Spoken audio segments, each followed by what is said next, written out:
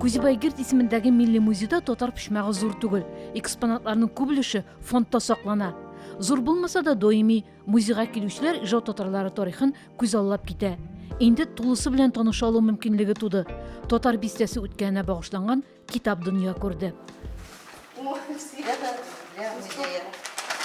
Китап Гата Мустафа улы Кутузов фотосурәте белән ачыла. Нәкъ менә ул гомеренең озак елларын татар бистәсенең тарихын туплауга багышлый.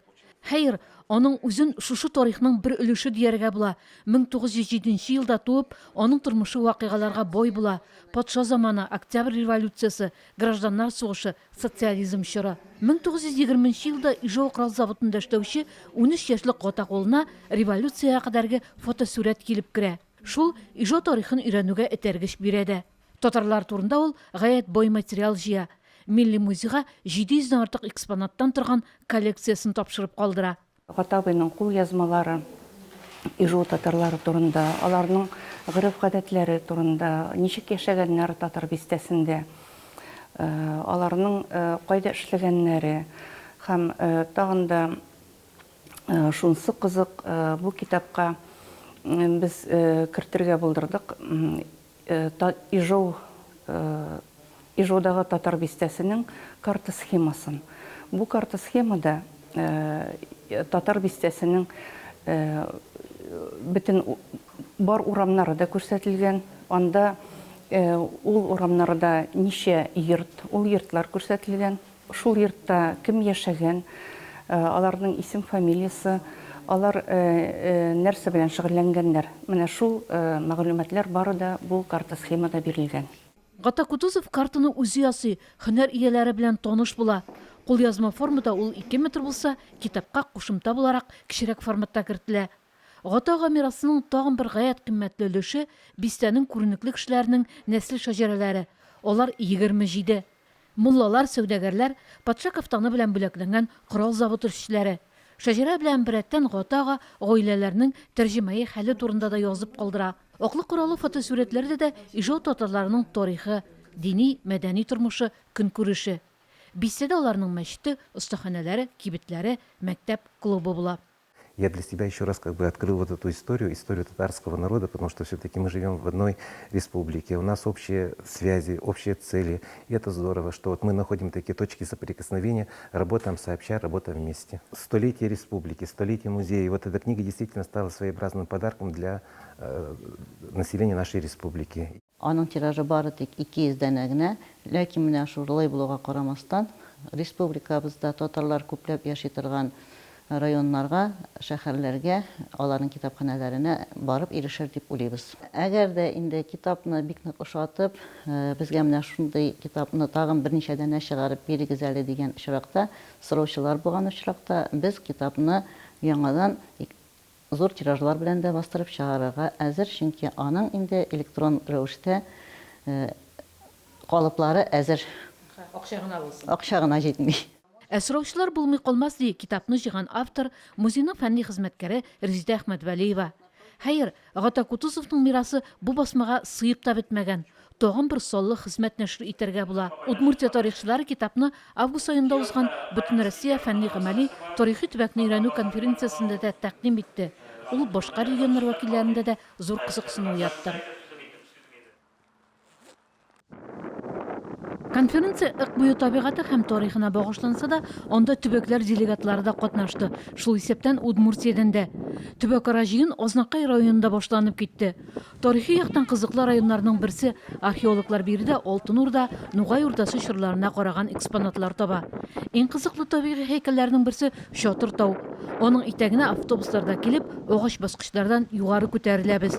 Шатыр тауның биеклеге 321,7 метр. Татарстанның иң югары ноктасы. Азнакайга килгән кеше биредә булмый китми. Тау түбәсеннән дистәләгән авыллар күренә. Кунакларны бойбаклар каршы ала. Әлбәттә артистлар, әлеге җаунарлар тауда чынлап та күпләп яшиләр икән. Ерактан караганда Шатырны хәтерләткәнгә халык арасында Шатыр тау дигән атама кирип киткән дигән фораз бар. Шулай ук элек заманнарда аны Аю тауы дип тә йөрткәннәр. Тауның тарихы да бай. 18 гасырда биредә рудникларда бакыр рудасы чыгарганнар. Тау итәгендә Емельян Пугачев гаскәрләре туктаган дигән истәлекләр яши. 1960-70 елларда Шатыр тауны Пугачевкада дип йөрткәннәр. Революция кадәрмендә Шатыр тау җыены от чабышлары узатырган булган.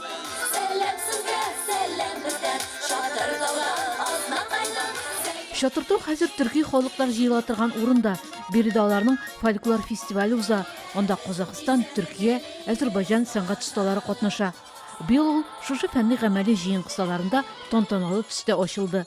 Аны төрле өлкәләрдән килгән 130 делегат тамаша кылды.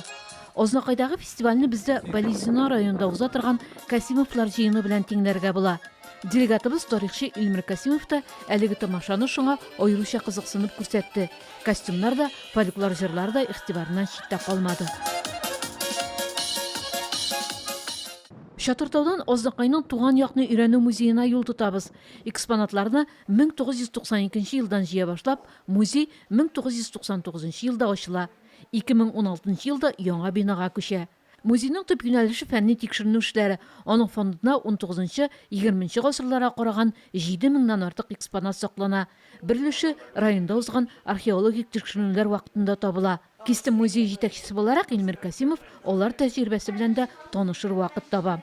Конференцияны галим Альберт Борханов оештыра. Быел Ознакайда узуы гаҗәп түгел. Экспедициялар вакытында ул бу җирлектә Алтын Урда шәһәрчеген тапкан.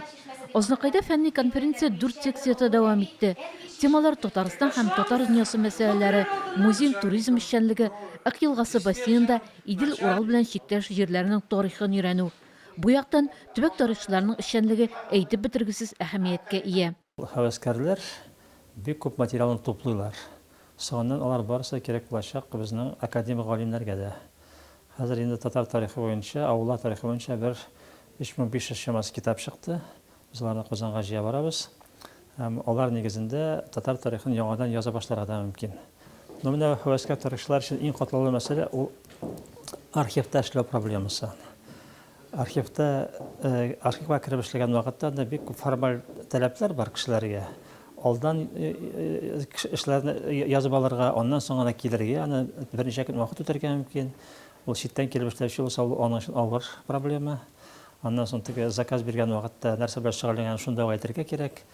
Ул менә мин галим буларга әйтелә, кай вакытта эшкә тынган вакытта бик ачык күз алдына китермисең, әле нәрсә килеп чыгачагында, актарып утырасың. Шуңа күрә ул төбәк тарихчыларын да карый. Бу архив буенча ул ситуация бөтен Россия буенча гомуми шундый. Һәм аннан соң билгеле хәзер архив документларын копия ясаган вакытта бик зур акча алалар шундыкта. Ул бигрәк тә карт төбәк тарих юнәлешләргә, пенсия яшәүчеләргә ул аның кадәр документларны бастырып алу бик авыр. Авыллар тарихын, төбәкләр тарихын язганда һәм өйрәнгәндә безнең берничә юнәлеш булырга тиеш. Беренчедән без фәнни эшләрне алып барырга. Фәнни эшләрне сәү беренчедән без нинди һәйкәлләрне өйрәнергә кирәк. Авыл янында һәр авылның беренчедән без табигатен өйрәнергә кирәк. Монда изге чишмәләр, елгалар, изге урыннар, ташлар, нинди генә менә безнең инде ислам диненә кадәр һәм ислам вакытында теге дингә якынлашкан шул халыкның изге урыннары калган. Аларны икенчедән без тарихи һәйкәлләрне мирасын өйрәнергә кирәк. Монда археология һәйкәлләре, икенчедән монда безнең кабер ташлары эпиграфика, анда язмалар гарәпчә, тамгалар булган, сакланган. Менә ул каберләрне чистарту шул. Өченчесе архитектура һәйкәлләре, дүртенчесе промышленность или сәнәгать һәйкәлләре дип әйтәм. Менә мәсәлән бакыр рудниклары, кирпич заводлары эшләгән безнең ата-бабалар. Бу менә бер ягын әйткәндә, икенче ягында эшләүнең монда музей, архивларда безнең күп нәрсәләр сакланган. Ләкин аны эшләп белергә кирәк. Шуның өчен без методический семинарлар үткәреп, аларны өйрәтәбез. Россиядә 4000нан артык татар авылы бар икән. Аларның тарихын барлау, өйрәнү бик кирәк.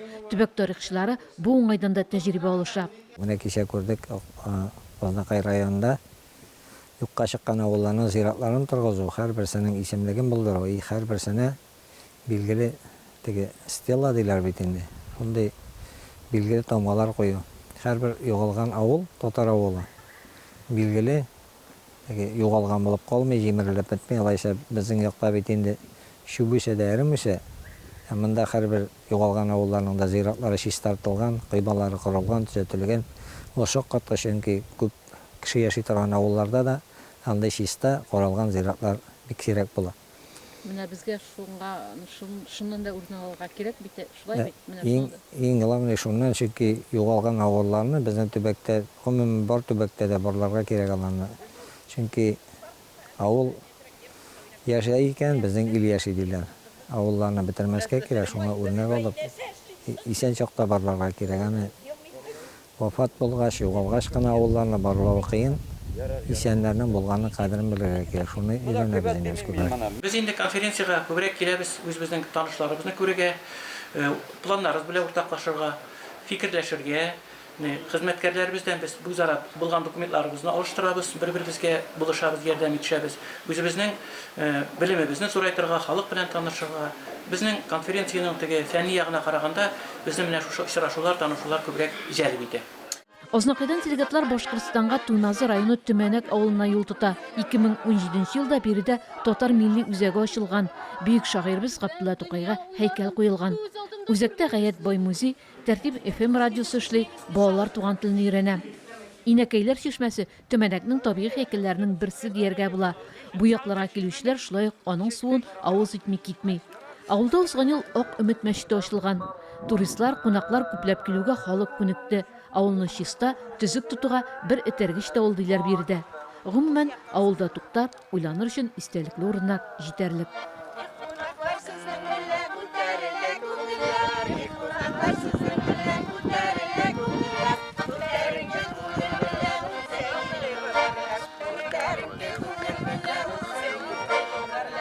Удмуртияда ачык һава астында Лударбай музее булса, Төмәнәктә ул Бабай утары. Ул 3 гасырны берләштерә.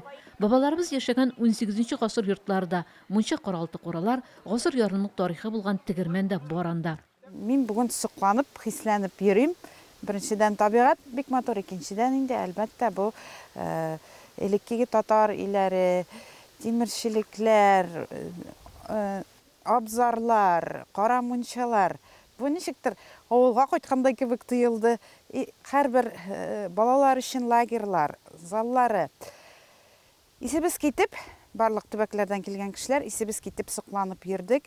Һәм инде бездә дә менә шундый Бабай утары кебек этник авыл булсын иде дип шундый хисләр белән кайтып идем мин. Әлбәттә, Удмуртиядә үзебезнең менә шундый этник татар авылы булса, бик әйбәт булыр иде. Мин инде аны үзем шәхиялымча күрәм, Болезино районында, Кистем авылында эшләргә була дип инде бүген Илмир хәзрәт тә безнең белән ул да сокланып, ниндидер идеялар, планнар белән йөри. Бирсен Ходай, Удмуртиядә шундый этник татар авылы булырга язсын. Фәнни җыенның икенче эшлеклелеше Бабай утарында узды да, монда төбәкләрдән килгән делегатлар чыгыш ясады. Ижауның татар бистәсе тарихы турындагы китап та шушында тәкъдим ителде дә. Чыгышларда тарихи тамырларын тирәнрәк өйрәнү, милли горурлыкны арттыру кирәклеге турында фикерләр яңгырады. Амин. Ва хурмати саййидина мурсалин.